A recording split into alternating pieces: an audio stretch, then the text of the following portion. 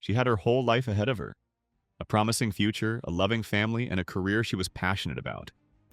She wasn't reckless, she wasn't careless, and she certainly wasn't the type to have enemies. But on a seemingly ordinary evening inside the walls of a prestigious school, her life was stolen in a way so brutal it sent shockwaves across the country. Lily James had no idea that the man she once shared laughs and conversations with, the man she once considered a friend, would become the reason she would never make it home again. What happened inside that school gymnasium? What led to such a violent and calculated attack? And why did the perpetrator choose death over justice? This is the story of a young woman whose light was snuffed out by someone who couldn't handle rejection. Someone who let his bruised ego turn into something far more sinister. Lily James was born on May 21, 2002, in Sutherlandshire, New South Wales. She grew up in a beautiful coastal town where life was peaceful, where the biggest concern was catching the perfect wave or deciding which beach to visit on a weekend. She was full of life, energetic, passionate, and deeply loved by those around her. She excelled in sports, dancing, and academics, always pushing herself to be better. But one of her greatest passions was water polo. It was in her blood. Her father was a coach, and she followed in his footsteps. Coaching wasn't just a job for Lily, it was something she truly loved. Her students adored her, and she was known for her patience, kindness, and dedication. She was always willing to stay late after training, help students struggling with techniques, and be a role model for young athletes.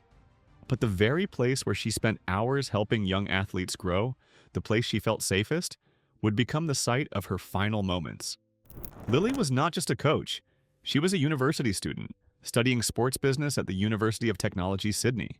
Her dream was to one day combine her love for sports with a career that would allow her to travel and make a difference in the sports industry. But all of those dreams were cut short in a way no one could have ever predicted. While working as a coach at St. Andrew's Cathedral School, Lily met Paul Thijssen. On the surface, Paul seemed like the perfect guy. Charming, intelligent, and well-respected. He came from a wealthy family, his parents holding influential positions in the corporate world. He had attended St. Andrews himself and was a model student, sports captain, school leader, and later a coach and teacher in training. Paul had an impressive resume. He was a hockey and cricket coach at the school and an after-hours coordinator. He also worked as a hockey coach at St. Vincent's College in Potts Point. On top of his jobs, he was enrolled in a Master of Teaching program, with ambitions to become a full-time teacher. His work and studies kept him busy, but those who lived with him described him as quiet, preferring solitude over socializing. To the outside world, Paul had it all, but behind closed doors, something was off. In September 2023, Lily and Paul's friendship took a romantic turn. It wasn't serious, just casual, just two young people spending time together. Lily didn't want it to be public. They worked at the same school, and she didn't want gossip to spread. Their friends knew, but it was never meant to be something long-term. But what started as a casual relationship quickly became uncomfortable. Paul was obsessive, always wanting to know where Lily was, who she was with, and when they would see each other again. She started to feel suffocated, as though her freedom was slipping away. 5 weeks later, Lily decided to end things. The reasons were never fully confirmed, but whispers suggested that Paul had controlling tendencies, something that didn't sit well with Lily. She wanted out. Paul didn't beg, he didn't try to win her back. He acted like it was fine, but inside, he was seething. On October 25, 2023, Lily James started her day like any other. She had breakfast with her parents, chatted with them as she watched TV, and then got ready for work. St. Andrew's Cathedral School was in the middle of exam season, and the gymnasium had been rearranged for students. The school was quiet in the evenings, with only a few people still around. Lily was expected home at her usual time, but she never made it. That night, she entered the gymnasium bathroom around 7 p.m. She was seen on security footage heading inside. Moments later, Paul Thijssen followed. For an entire hour, there was no movement. Then, at 8 p.m., Paul walked out, alone. Lily never left that bathroom. At some point during that hour, Paul attacked Lily with the hammer he had purchased days before. The details of what happened inside that bathroom are horrifying. The sheer brutality of the attack stunned even experienced detectives. Lily suffered severe blunt force trauma to the head. The force of the blows was so extreme that her face was unrecognizable. The injuries indicated multiple strikes, a violent rage that went beyond a single moment of anger. This was not an accident. It was not an impulsive act. It was deliberate, prolonged, and horrifyingly vicious. Lily tried to fight back. Evidence of a struggle was everywhere. Blood splattered across the walls and floor. Signs that she had resisted, that she had tried to escape. But in the end, she stood no chance against the man who had been planning this attack for days. After killing Lily, Paul remained in the gym for some time. He carefully cleaned himself up, disposing of evidence before leaving the scene. But what he did next was even more disturbing. Sometime after the murder, Paul took Lily's phone. He typed a message to her father, Jamie James, "Come to school. Trouble." It was short, vague, unusual, and that was intentional. The message was designed to lure Jamie to the crime scene, to make him find his daughter's body himself. It was an act of psychological cruelty, one last way for Paul to exert control, not just over Lily, but over her grieving family. Jamie received the message and immediately became alarmed. It didn't sound like his daughter. He called her phone, no answer.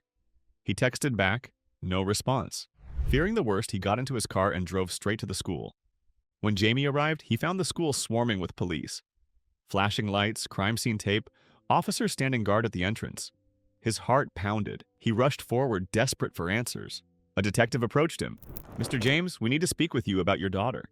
In that moment, his entire world collapsed. Inside the gymnasium bathroom, detectives had discovered Lily's body. A teacher had found her after noticing something was wrong. The police were immediately called, and what they found inside was something they would never forget. The crime scene was horrific. Lily's lifeless body lay on the bathroom floor, her face beaten beyond recognition. The extent of the injuries was devastating. This wasn't just a murder, it was an execution. Blood covered the walls and floor. The weapon, a hammer, was missing from the scene. It had been taken, disposed of elsewhere. Investigators immediately realized this was no random attack. It was personal. And whoever had done this had left with the clear intention of never coming back. Paul Thijssen had vanished. Detectives immediately turned to security footage, hoping to track his movements. They quickly found what they needed. Paul had been caught on multiple cameras leaving the school. He walked out calmly, as if nothing had happened. He got into a rental car, a silver Lexus he had rented just for that day. He had his own car, but for some reason he had chosen to use a different vehicle. That choice raised questions. Had he planned to flee the country? Had he expected to be on the run? Or had he always intended for this to be his final act? Investigators traced Paul's phone, trying to locate him. The signal led them to Diamond Bay Reserve, a remote area along Sydney's coastline. It was a place known for its dramatic cliffs, a place where people went when they didn't want to be found. By the time police arrived, Paul was gone. At 8:47 p.m., Paul was seen parking his Lexus near Diamond Bay Reserve. At 9:04 p.m., he exited the car carrying a bag. He walked calmly toward the cliffs. 8 minutes later, at 9:12 p.m., Paul was caught on camera again. This time, he was walking back toward his car, but something was missing, the bag he had been carrying. He sat in his vehicle unmoving for almost 40 minutes. Then, at 9:49 p.m., he drove off. That bag, later recovered by police, contained his belongings, including the murder weapon. At 1 a.m. on October 28th, construction workers spotted something floating in the water near the Gap, a location notorious for suicides. Authorities launched a recovery operation. It was difficult. The strong currents made it nearly impossible to retrieve the body immediately. Helicopters and jet skis were brought in. Finally, at noon, after hours of struggle, the body was recovered. It was Paul Thijssen. The case was closed, but the damage had been done. Lily was gone. Paul had taken his own life, robbing the James family of any chance for justice. There would be no trial, no accountability, no final answers. The community was in shock. How had this happened in a school? A place where students were supposed to be safe? Even more disturbing was the lack of security. St. Andrew's Cathedral School, an elite institution with over 1,400 students and tuition fees reaching $41,000 per year, had no overnight security. Paul had been able to walk in, commit murder, and leave without anyone stopping him. The incident led to an outcry. Parents demanded better safety measures. Schools across the country reevaluated their security protocols. Lily's funeral was held on November 17, 2023. Hundreds of people attended, dressed in bright floral colors, celebrating her life. It was a tribute to the young woman she had been, kind, ambitious, full of joy.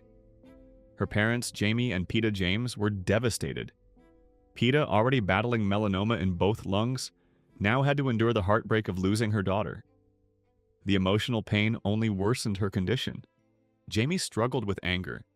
He refused to say Paul's name, calling him only an evil monster. He would never forgive him for what he had done, not just to Lily, but to their entire family. Lily's murder became a national conversation about domestic violence, obsessive relationships, and the dangers of unchecked controlling behavior. Experts pointed out that Paul's actions fit a dangerous pattern: a man unable to handle rejection, resorting to extreme violence. It was a reminder that obsession is not love. Had there been more awareness, could Lily have been saved? Could intervention have prevented this? One man's fragile ego, one act of rage, and now two families torn apart forever. Lily James should have had a lifetime ahead of her. Instead, her story serves as a devastating reminder of what happens when jealousy and control turn into something far darker. If you found this case important, subscribe for more true crime stories. Your support helps us share the stories that need to be told. Until next time, stay safe.